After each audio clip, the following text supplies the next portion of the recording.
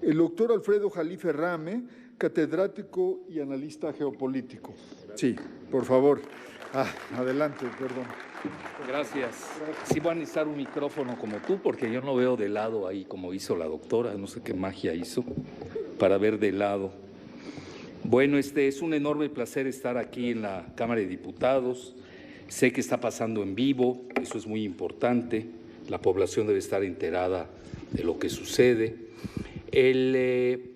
Y fíjense, yo no sé si mi amigo Rodolfo Ondarza, a quien conozco desde el Instituto Nacional de Neurología, él obviamente a un nivel superior, porque fíjense, en medicina tenemos nuestras clasificaciones, aunque no lo crean, hay ranking. No es lo mismo ¿cómo diría? Un pedicurista, digo, respetuosamente hablando, a veces los necesitamos y mucho más que los neurocirujanos, que el nivel del neurocirujano. Yo me acuerdo siempre en el ranking de la pirámide de los médicos venía el neurocirujano, digo, por su característica. Además, ustedes saben que una de las partes más difíciles de penetrar en el cuerpo humano, por razones obvias, pues el cráneo.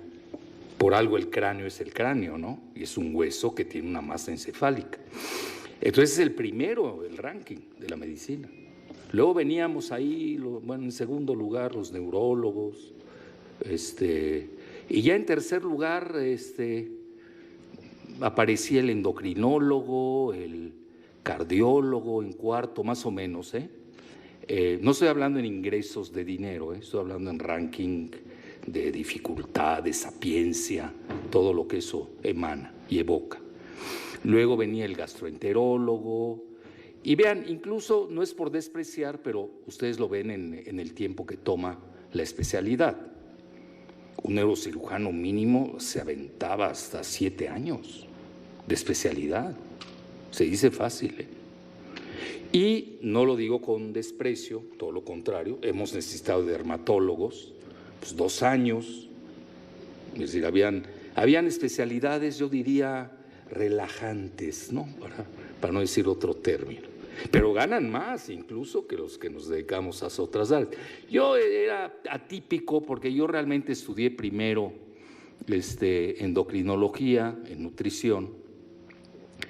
Había estudiado un internado, lo había hecho en Francia, soy de la UNAM, con mucha honra, una de las mejores universidades de medicina en Latinoamérica. Y luego me formé, hice mi internado en París, me sirvió en el René Descartes, cerca ahí de Notre Dame, incluso en el Hotel Dieu, uno de los hospitales más antiguos de Europa. Y luego ya hice en nutrición, endocrinología, y todo, me acuerdo, siempre decían, bueno, pues todo está en el sistema límbico y todo está en el cerebro. Y yo, bueno, pues voy a estudiar el cerebro, ¿no? Yo tenía tiempo para estudiar. Afortunadamente siempre he sido autosuficiente, lo cual es muy importante en todos los ámbitos de la vida. E incluso mentalmente hay que ser autosuficientes, tener resiliencia, carácter, etcétera. Y luego pues ya me fui con el doctor Velasco Suárez, que ahí realmente estuve con él casi 20 años, el mejor neurocirujano de Latinoamérica, considerado el quinto del mundo en su momento. Y uno de sus grandes alumnos preferidos, me consta, lo certifico, era el doctor Rodolfo Ondarza. Entonces ahí es donde nos conocimos. Es importante esta anécdota, porque también la medicina es eso, es vida, es humanismo. Y eso sí nos los impregnaron en nuestras carreras, que desgraciadamente a veces ya ven, nos vamos enloquecemos con la medicina estadounidense, que sin duda alguna es de primer nivel, más que nada por sus aparatos, su equipamiento, pero es una de las peores medicinas del mundo. Vean qué paradoja, ¿eh? Ahorita lo vamos a ver. Estados Unidos está catalogada como una de las peores sistemas de salud del mundo. Fíjense lo que son las cosas. ¿Por qué? Porque ahí entra la intromisión, y en eso se va a basar mi ponencia, lo que es el emisor. Yo soy muy simplista. Yo soy de la idea de que cuando se simplifican las cosas es cuando mejor se conocen. El emisor, el transmisor y el receptor. Fíjense lo que son las cosas. En México están dañados los tres, curiosamente, pero el peor de todos es el transmisor. Es decir, los distribuidores de los medicamentos, lo que sucede es inaudito, así, de ese tamaño.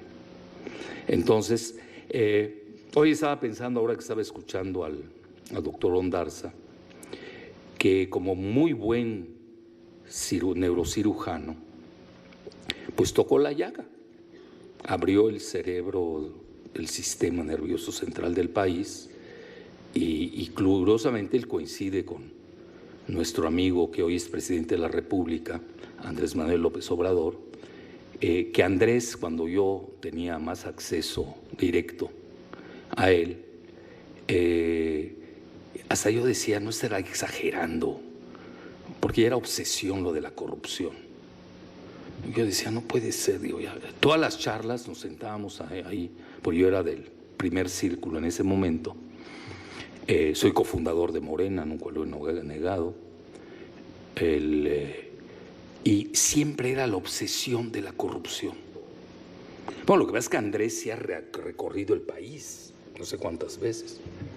Nosotros lo recorremos en forma para ir a dar conferencias, en la comodidad de los viajes. Nadie ha recorrido el país como él.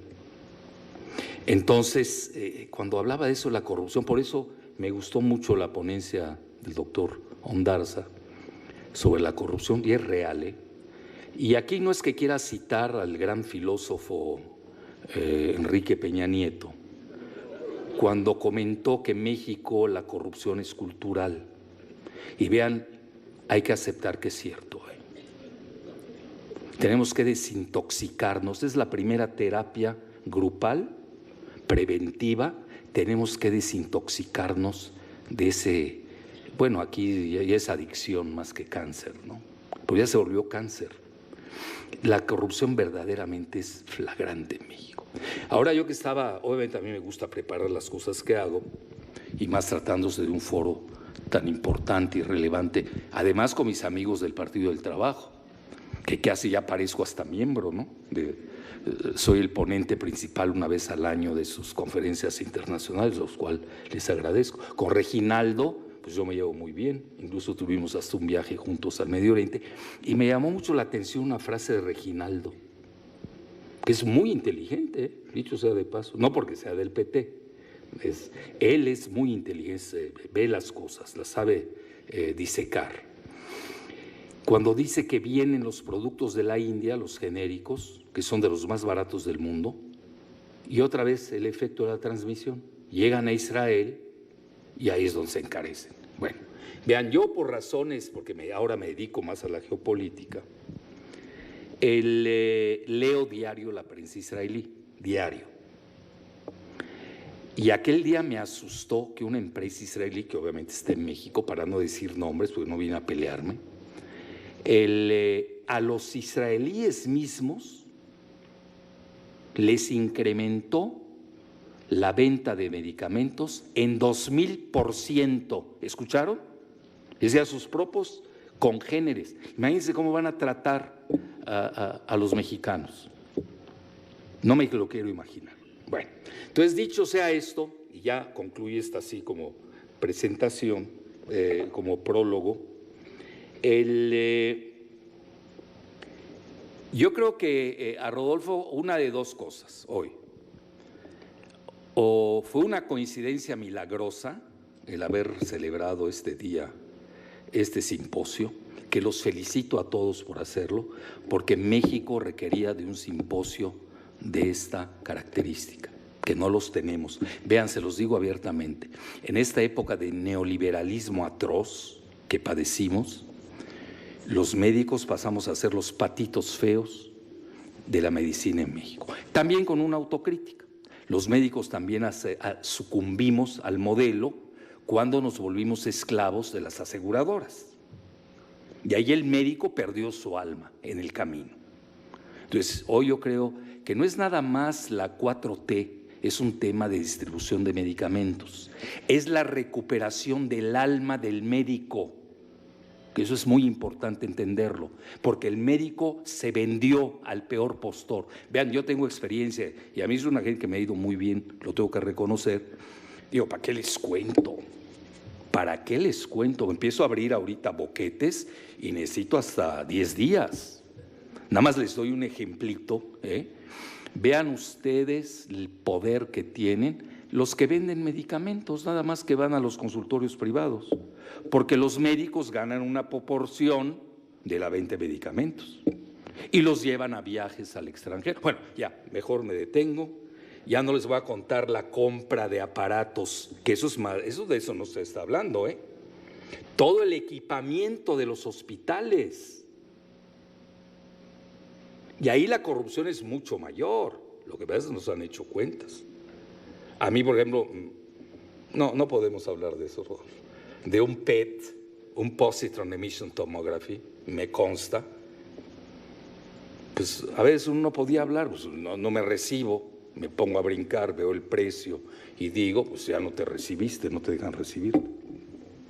Pero hoy lo puedo decir ya 40 años después. Pero ya se murió hasta el que hizo la tranza, así que de nada vale. Bueno, entonces, dicho esto, decía, no sé si fue coincidencia milagrosa o si tiene información privilegiada, por dos razones. Hoy vence el límite para que los distribuidores comercializadores, como así les llaman, den los 292 medicamentos con patente para entrar, un terminajo que yo odio, y yo cuando escucho un médico que habla de licitación, digo, bueno, no puede ser. Ponte a hablar del sistema inmunológico, cuál es el avance de la medicina, licitaciones, ¿qué tiene que hacer un médico hablando de esos terminajos? Eso no es para nosotros. Bueno, entonces hoy se dan las licitaciones, porque así nos dan, y aquí sí le voy a hacer una crítica muy amable, se los voy a decir abiertamente. Yo lo sé, vean, en 7 meses Andrés Manuel no puede hacer lo que se destruyó en el país 70 años, no enloquezcamos tampoco. Es decir, el sistema político mexicano está desahuciado, lo agarró, él es de fibra, es de carácter y tiene un mensaje esperanzador. Sí, pero nosotros los que tenemos formación médica hacemos diagnósticos y tenemos que hacer diagnósticos fidedignos para tener el óptimo tratamiento. El país lo dejaron desahuciado, hay que rehacerlo. Y obviamente la medicina, que era el patito feo, vean, tan es así que ser secretario de salud hasta no era nice, para ponerlo así en términos, era chafa. Bueno, hasta Julio Frenk, que era hippie, me acuerdo de él, de quinta, un médico pésimo, que le vendió su alma a Microsoft y ahí nos quiere privatizar todo. Ni sabía de eso, nada más porque lo cooptó Microsoft.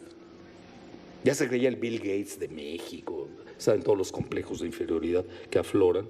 Y siendo un médico pues muy menor, pues, estudió salud pública, no tiene ninguna especialidad de esas de las profesionales que tiene contacto directo con el paciente, pero también lo reconozco. Vean, hoy tenemos de secretario de salud a un extraordinario inmunólogo. Problema con él, con Alcocer, no sabe de salud pública. Entonces, ¿a quién quieres en la Secretaría de Salud? Bueno, ustedes que tener las áreas precisamente bien diversificadas que expongan o reflejen la realidad también de la carrera de medicina. Ahora, la salud pública es fundamental, sin duda alguna hay que tener conocimientos. Pero Julio Frenk degradó la salud pública en aras de un proyecto neoliberal. Fíjese lo que son las cosas. Entonces, en lugar de servir, perjudicó más. Entonces, muchas veces no es nada más la profesión, sino también pesa mucho la ideología.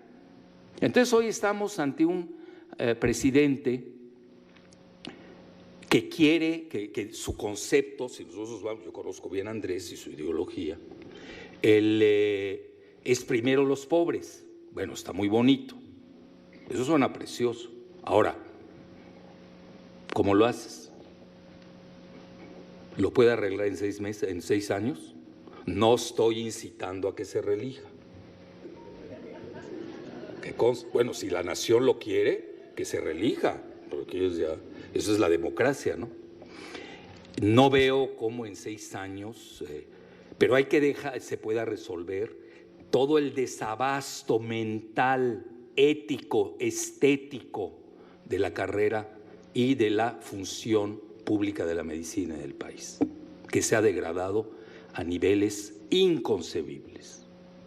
Y ya para qué les hablo de los salarios de los médicos en México. ¿Para qué hablamos de ellos? Por ejemplo, hoy que estaba viendo, hay un director ahí que de archivos de la Revolución Mexicana gana 185,000 pesos, más que Andrés Manuel. ¿Cuánto gana un médico del IMSS? Si bien le va, si no me equivoco, 50,000 pesos. Pero un profesionista hecho y derecho, un neurocirujano que se echó 20 años. Una doctora de salud pública, 8,000 pesos. ¿Y cómo puede ser esta cosa que gane 180,000, 85,000? Que porque es historiador. Oye, yo no tengo nada contra los historiadores, pero hay una discriminación también con los médicos en México. Y hoy el médico es el pilar de todo lo que estamos hablando. No se vayan a equivocar. Y aquí hago una crítica muy suave y conste que yo creo que han sido muy eficientes. Bueno, voy a hablar en términos financieristas. La cotización del peso mexicano, pues la divisa de los mercados emergentes que mejor se ha comportado. Entonces hay que reconocer que tanto Ursúa como Herrera son excelentes financieros, pero que no se metan al área médica. Me preocupa que estaba viendo las estadísticas que voy a pasar y son de la Secretaría de Hacienda. ¿Que vamos a meter otra vez a la Secretaría de Hacienda a controlar la medicina? ¿Dónde están los médicos? No estoy creando una disensión interprofesional, que quede claro, pero estoy viendo una ausencia radical de nuestros profesionistas. Y sobre todo la Secretaría de Salud, que siempre la siguen considerando el patito feo, y por eso le dan esas cantidades. Por ejemplo, cuando uno compara educación, es monumental, está bien, nadie está en contra. La educación es una de las piedras de toque de cualquier país. Hay que invertir en la educación. Sí. ¿Cómo voy? Gracias. Aquí es mi amigo, el doctor Fiesco, que fuimos juntos. Muy bien. Entonces, y era un muy buen farmacólogo, ya no sé ahora que lo dejé de ver, pero en esa época era bueno, aunque aquí entre nos yo era mejor que él. Y él lo reconoce, es que era muy estudioso, lo tengo que reconocer. Bueno, regresando, me preocupa porque también Hacienda, con este enfoque itamita, tipo Videgaray, se llevaba el 80% de los ingresos petroleros, que era el primer ingreso del país. Entonces tenemos que tener mucho cuidado, me preocupa tanta intromisión de Hacienda en los asuntos médicos. Y se conste, siendo una persona que evalúa bien la labor y desempeño tanto de Ursúa, el secretario de Hacienda. Además me gusta su estilo, no habla, no es locuaz como Vicente Fox o Calderón, que ni saben perder en las elecciones. Se maneja muy bien, es muy eficiente, y también su subsecretario Herrera. Bueno, entonces dicho esto, ya podemos entrar más o menos, vean, antes de entrar a la primera diapositiva, como no me lo sé de memoria, sí les voy a decir algún dato que estaba viendo, y una ventana que abrí que no he cerrado. Ayer que me puse a leer un poco el sistema de salud en Canadá, que por cierto, y se los digo con humildad y rigor, conozco muy bien por una sencilla razón. Yo fui vicepresidente de la Asociación México-Quebec, entonces conozco bien el sistema. No les voy a decir lo mismo de la India. Bueno, pues no. He ido 6 veces a la India, pero no he tenido acceso a los niveles de poder como lo tuve en Canadá, al menos en la región de Quebec. Y estaba viendo, y a veces me pregunto, ¿por qué no son comparables muchos de los sistemas? A veces enloquecemos. Y vean, yo sí he aprendido eso. Yo tengo un MBA que hice incluso en una universidad estadounidense que se llama Las Américas, y ahí aprendí algo que me gustó mucho. una palabra en latín, ceteris paribus. Ceteris paribus. Hay que comparar lo comparable. No podemos comparar el sistema chileno, con todo mi respeto, que tiene 17 millones de habitantes, con el sistema mexicano, que tiene 124 millones de habitantes. Es de locos eso. No se pueden comparar. Hay que comparar a los que son equiparables. Y además tenemos 35 millones de migrantes, más los 15 millones de ilegales, tenemos como 55 millones más de mexicanos. Que eso no se aborda en su integridad. Entonces, yo me decía, a ver, por eso lo que dijo el doctor Ondarza es fundamental en lo que se refiere a la corrupción. Desgraciadamente, el quehacer, acuérdense el dicho nuestro, que Salinas lo usaba mucho, quien no tranza no avanza, es muy nuestro. En Canadá, yo conviví mucho con ellos, se ve mal la corrupción. Es un estigma. En México parece ser que es una plataforma para llegar a las alturas. Entonces hay que tener mucho cuidado con los manejos discrecionales que a veces le queremos dar a cierto prototipo de esquemas. Pero yo no quiero dejar de lado que la pieza fundamental de cualquier evento en el sistema de salud sigue siendo el médico. No nos olvidemos. No van a salir que es un contador con criterios ahí de contables, financieristas, de recorte, que está bien a nivel macro. Y luego te ves a lo micro, hay que dejarle, yo soy al menos esa es mi idea, es una de las ideas que voy a aportar hoy en la mañana, porque es una tormenta de ideas. Yo no creo que alguien tenga así la solución perfecta. Cada país tiene su propia idiosincrasia.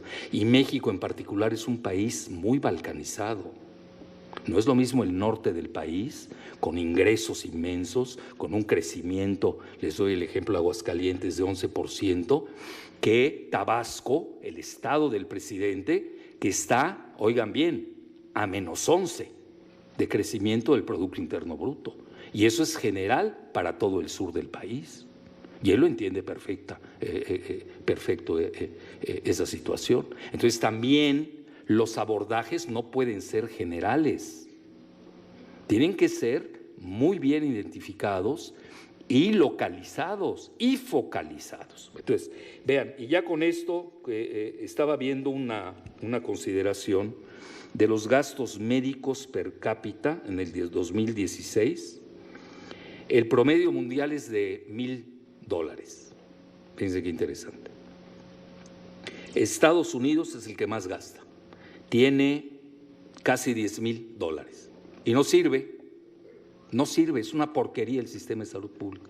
Ahorita les voy a explicar incluso por qué. Reconocido por Trump. Luego tienen Canadá, porque quise poner el TEMEC, es decir, el viejo Tratado de Libre Comercio, hoy llamado TEMEC. Canadá anda en casi $4,500. Y nuestro país, vean la cantidad, 461. Claro, aquí había que factorizar dos rubros más o dos puntos más. Uno, no es lo mismo el PIB de Estados Unidos que el de México. Eso también hay que tomarlo en cuenta. La población de Estados Unidos es de 330 millones. La nuestra es de 124, más o menos. Canadá no llegan a los 30 millones. También hay que tomar en cuenta esas consideraciones. Y ahí les va algo de dos superpotencias ya geoeconómicas, que una ya va a desplazar a Estados Unidos. Cuando se mide con el poder de paridad de compra, el PIB, Producto Interno Bruto, China ya desplazó a Estados Unidos. Pero vean cuánto gana. Sí, pero China trae 1,400 millones ya de habitantes. Gastan $399. Y India gasta, escuchen bien, 63. Entonces, yo ahorita estaba pensando, escuchando a los ponentes, en biología teníamos, cuando estudiamos anatomía y luego fisiología, teníamos un dicho: la función crea el órgano. Entonces, las necesidades crean al órgano. Tenemos que crear órganos que precisamente subsanen esas correas de transmisión que están rotas entre el emisor, el transmisor y el receptor. Ya les va una anomalía que es muy importante. Resulta que conforme han pasado los años, el sector que más absorbe los gastos médicos son los hospitales. ¿Y quién le sigue? Ahora son todos los productos de medicamentos. Y en tercer lugar, ¿quién viene? Son los tres pilares de la medicina, los médicos. Los médicos están maltratados, y más en un país como México, cuando dependen de la salud pública o cuando dependen de los institutos que muy bien elaboró aquí el doctor Ondarza. Entonces, dicho esto, y antes era lo contrario, era los médicos venían en segundo lugar. Cuando ustedes lo saben, en cualquier empresa el principal gasto, me voy a la cuestión privada que conocemos obviamente, el principal rubro son los gastos de recursos humanos. Pareciera que en la salud pública o en los institutos de salud públicos somos desechables. Es todo lo que… sí, vamos a privatizar, pero págales igual como recursos humanos igual. Se llevan el 70% de cualquier empresa los recursos humanos. Cuando nosotros somos desechables literalmente. Ya ni hablemos de esos salarios. Entonces hay que tener mucho cuidado cuando empezamos a hacer comparaciones. Cada país tiene sus rubros, etcétera. Yo por ejemplo estaba viendo los comparativos de gasto médico per cápita. Cuba anda en casi $1,000, el doble que nosotros. Claro, tiene un sistema de salud sui generis, ellos es un país comunista, marxista. Venezuela anda en 1,500, pero ahí el problema es diferente, es geopolítico, está el problema del abasto, el problema, mil cosas, ¿no? Que no me quiero meter acá. Entonces vean, entonces empiezo yo con el emisor, el Big Pharma, lo que le llaman el Big Pharma, y se van a ir de espaldas con las cifras. Estamos hablando que es, no lo actualicé al año, pero más o menos lo tengo a nivel cualitativo, semi-cuantitativo, está entre los 4 primeros ingresos del planeta. Esos son los medicamentos. Eso es lo que hay que ver. Los cárteles macroeconómicos farmacológicos. Y vean, uno de los principales, vean, casi $1 trillón. Estamos hablando que los 10 principales tienen el Producto Interno Bruto equivalente al de México entero. Es brutal lo que ganan. Y ahí tienen ustedes, oye, me diste, Rodolfo, uno que no señala, ¿lo hiciste a propósito? ¿Nadie tendrá un señalador que me ayude? Porque el que me dio Rodolfo no señala. Bueno, ahí, para eso tengo el dedo, ahí lo voy a usar. Bueno. ¿Es este? A ver, pues no se ve. Sí sé que está el botón, pero no da la luz. Estas pantallas se los tragan. Ah, bueno, el botón lo vi, lo que no vi es la luz. Bueno, entonces detrás, obviamente, los grandes negocios del planeta, ¿cuáles son? El petróleo, la droga, ¿no? Y la venta de armas. Estamos hablando de la $1 trillion, no es un juego. Y ahí se siguen ustedes, debido primordialmente a transnacionales enfocadas, y vean, son los 3 temas en los que están invirtiendo. Obviamente con un enfoque de tercera edad del G7, eso es importante entenderlo. Vean, a nivel cultural, se los digo, Estados Unidos, que es el que más gasta en medicina, y es tan fuerte el negocio que tienen programas médicos matutinos. En México no tenemos eso. Sale uno a hablar de medicina y apagan la tele. Bueno, ya nadie ve tele para empezar. Entonces hay que buscar youtuberos, ¿no? Lo digo en broma, que hagan cuestiones médicas. Y nosotros los médicos hemos sido ya muy pasivos, se los digo abiertamente, muy pasivos, para no decir otro término. Bueno, entonces están enfocados a la oncología, obviamente vives más, ahí tienes mayor probabilidad de padecer este tipo de enfermedades, inmunología y sistema nervioso. Son los 3 grandes rubros en los que se está invirtiendo. Gracias, qué amable. Sí, mejoró un poquito. La siguiente, por favor.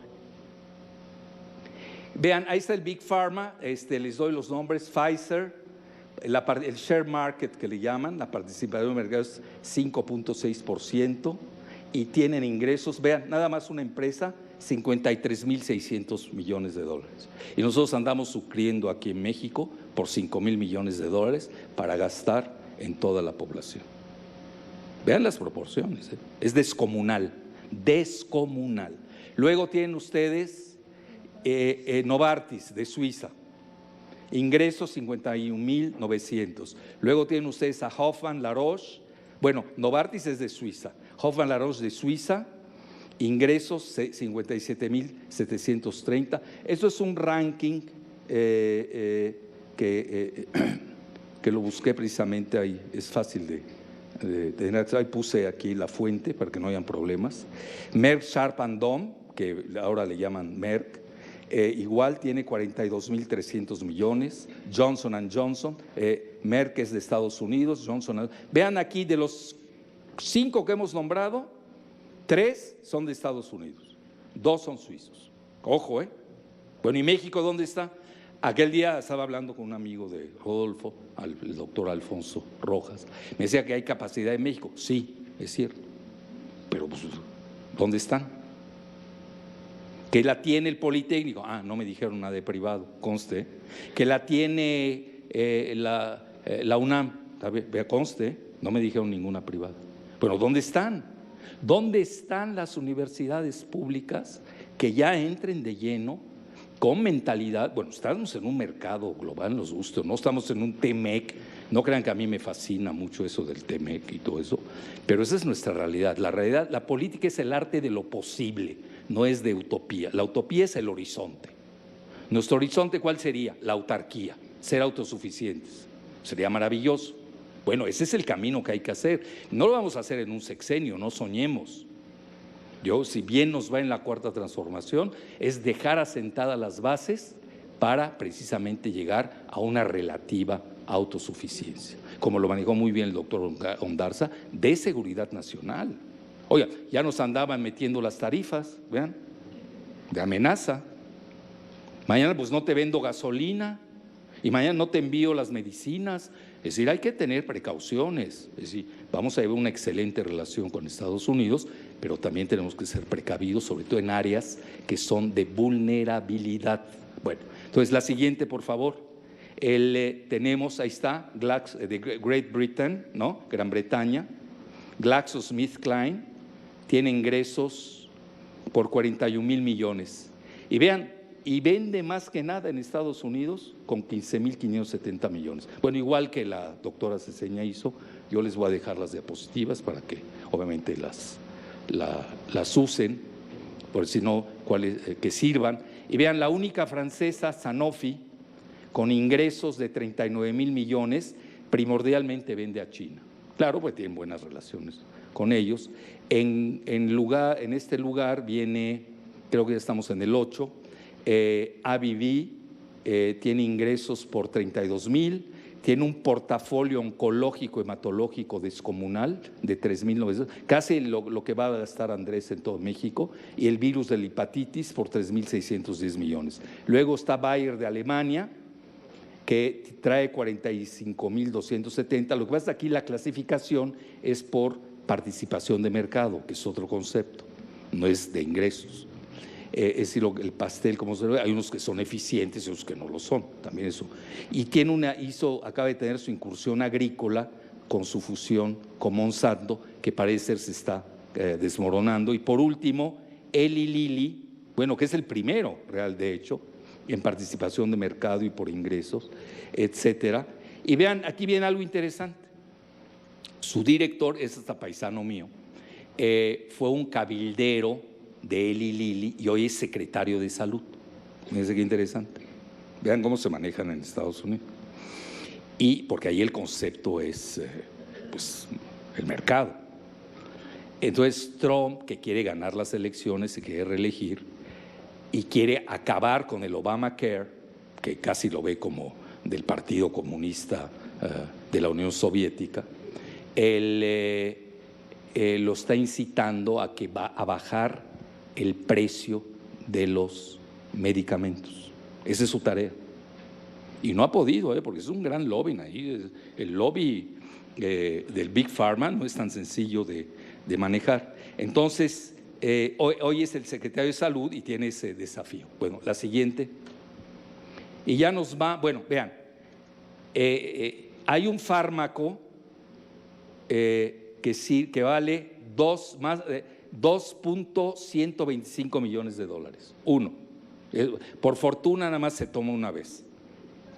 Y este fármaco, obviamente es de terapia genética, es para la enfermedad de atrofia muscular espinal y lo vende Novartis. Ya fue aprobado por el Food Drug Administration, ya ahí pongo por fortuna sobre eso una vez, y Novartis se defiende de que su verdadero costo efectivo, y aquí estoy tocando un término fundamental para la cuestión de los fármacos, su costo efectivo sería de 5 millones de dólares por paciente con una sola toma. Bueno, ustedes saben, ahí se puede dividir la cuestión de costos de dos maneras. Costo-beneficio, que es muy economicista, exageradamente financierista, y costo efectivo. ¿Qué significa el concepto? Que se usa mucho hasta lo que se llama la farmacoeconomía. Bueno, ¿qué significa? Obviamente, ¿cuánto te cuesta? Pero ¿cuál es tu resultado? ¿Cuál es tu efectividad usando los parámetros que aplicas? Bueno, es que yo quiero que vivan más. Bueno, ahí lo tienes, la longevidad. Sí. 10, sí, muy bien, muy bien. Entonces, lo voy a llevar a mis presentaciones porque así pone orden, me gusta ese estilo. Bueno, la siguiente, ya me lo acabo, no hay problema. Bueno, vean, esto para que vean que no está disociado de la política interna de un país, sobre todo una superpotencia como fue la URSS. Acaba de hacer una entrevista el zar Vladimir Putin al Financial Times, que fue histórica la semana pasada. Y vean lo que dice. Diagnóstico implacable de las razones internas del colapso de la URSS. 1. La protección social. 2. Los sistemas de salud se derrumbaron. Ojo con México, ojo. Es decir, aquellos que desprecian todos los itamitas y financieristas que desprecian, ¿verdad? Así se dan los cambios de régimen reales. Bueno, luego, gran parte de la derrota de Peña de ahí vino, de todos los neoliberales. Y luego la industria se estaba desmoronando. Ahí está, ahí lo tienen aquellos que lo que ven. La siguiente. Y ahí tienen el caso de la India. Vean, aquí de entrada se los digo, yo he visitado 6 veces la India. No tengo acciones, no soy vocero de la Embajada India en México, ni tengo el mayor empeño ni empacho en que nos coaliguemos con la India. Pero fíjese, me basé en un artículo, a mí me gusta mucho cuando viene de una contraparte. Nosotros tenemos un dicho en México que muy penal, que a confesión de partes, relevo de pruebas.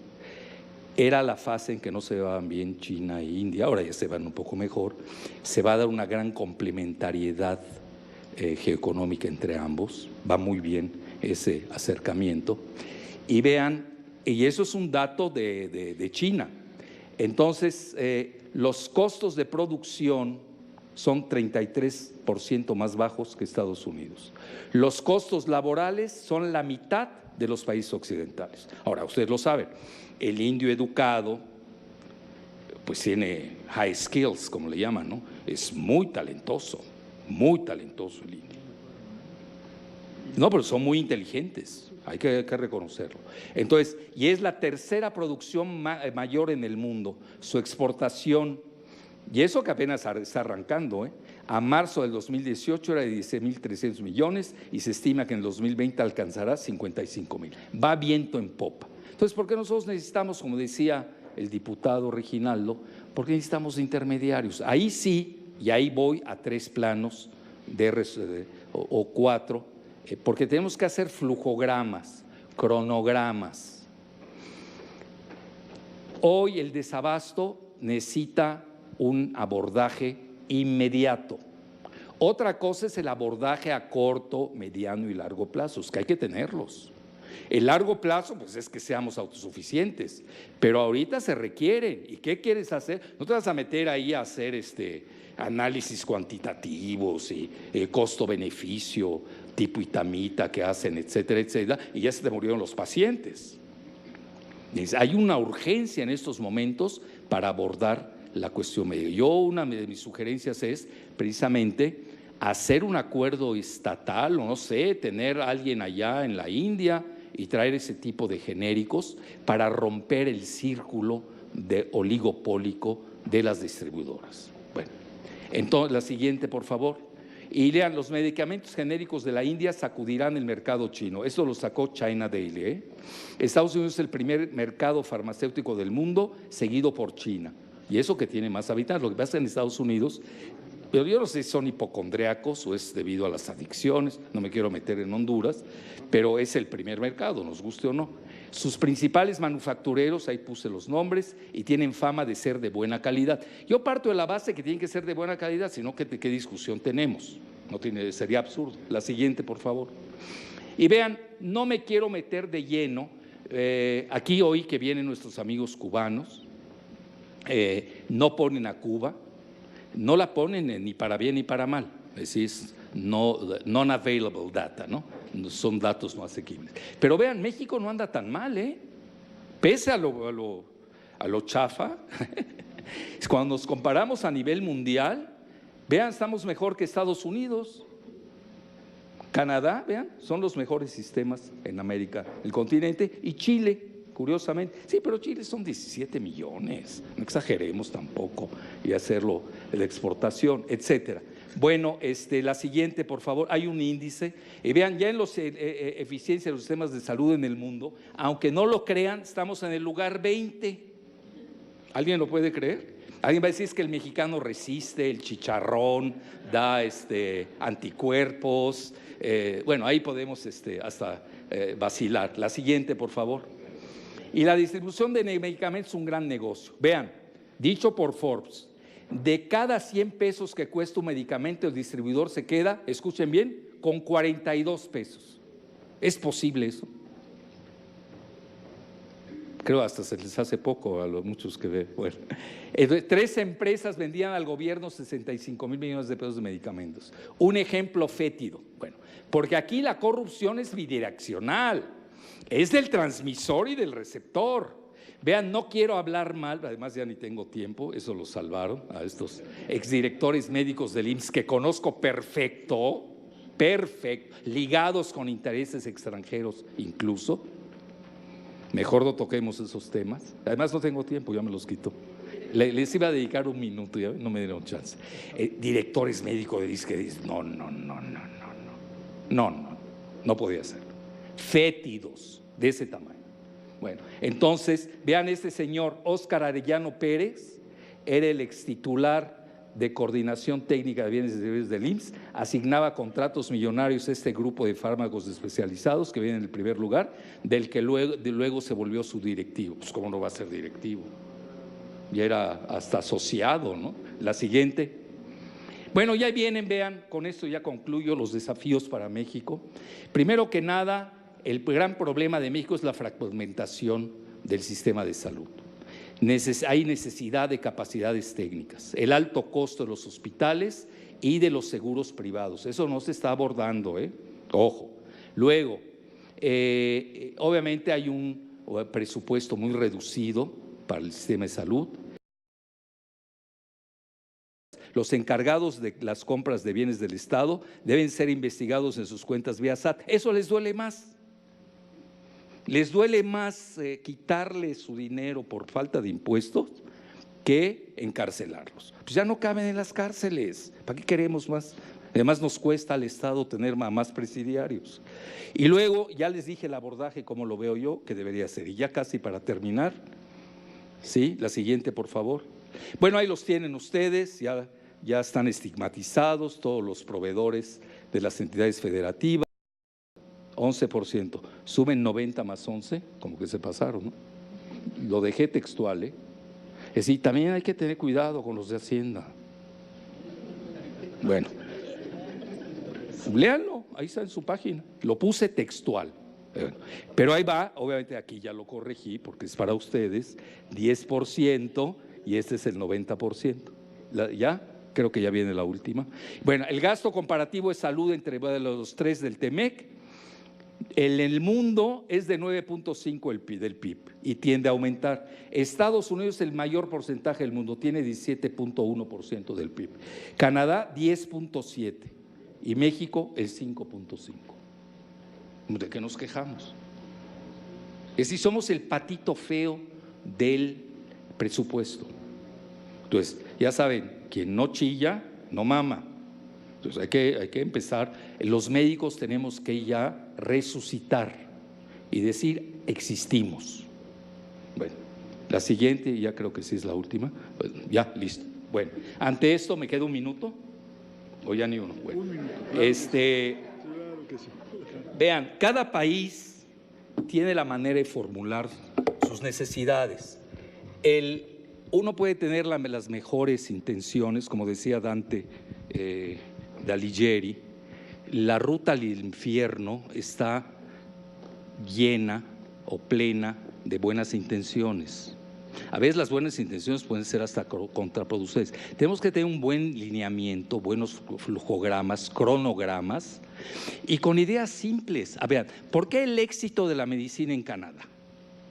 Una frase que se dice mucho: por el costo efectivo, no costo-beneficio. Hacienda está viendo las cuestiones como costo-beneficio. No, hay que ver costo efectivo. Eso es lo que les manejaba. Entonces, aquí en México, yo no trato de dar, y no me gusta además manipular, hay que hacer esto, lo otro, esto es lo mejor. Nosotros tenemos un sistema que es real. Ahí lo mostró el doctor Ondarza. Sistema de salud, básicamente el IMSS, vean todo lo que se come, el IMSS. Luego está el ISSSTE, que ya dicen que está en quiebra, ¿no? Lo que pasa es que la idea era, desde que entraron los neoliberales al poder, tampoco hay que perder el enfoque inicial, privatizar. Ese era el enfoque. Entonces, obviamente, es otro camino. Y ahora llegamos con un presidente que abiertamente es crítico del modelo neoliberal, que dice primero los pobres, ¿sí?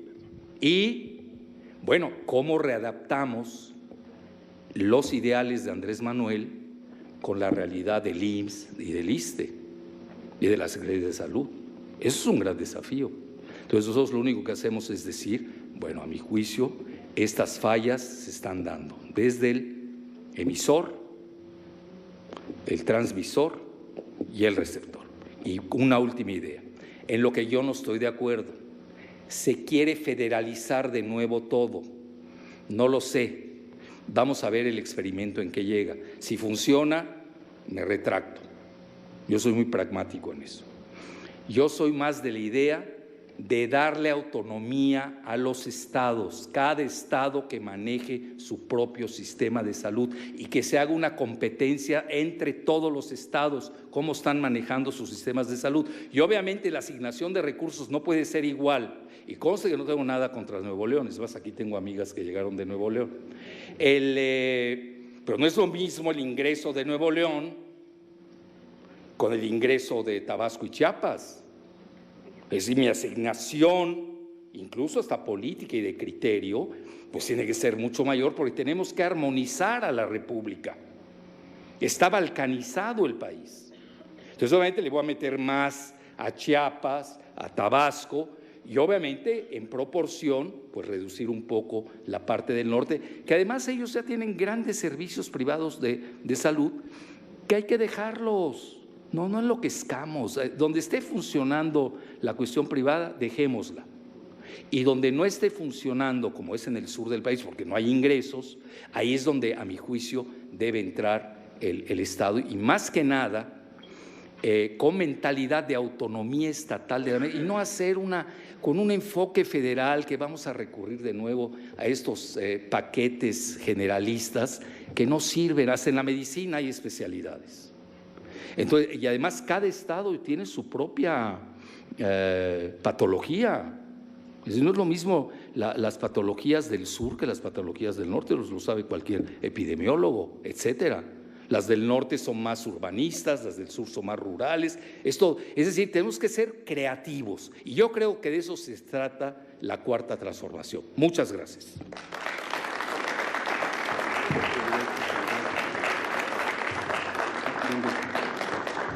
Queremos ¿Esto a quién? hacer un presente a nombre del grupo parlamentario del Partido del Trabajo, del diputado Reginaldo Sandoval, de un humilde presente, unos libros, y a manera de alumno, porque aprendo de ti todos los días, como probablemente muchos de los aquí presentes que te admiramos, pues hacemos también la entrega de un reconocimiento por parte del grupo parlamentario a nuestro amigo admirable y con mucho respeto, Alfredo. Gracias.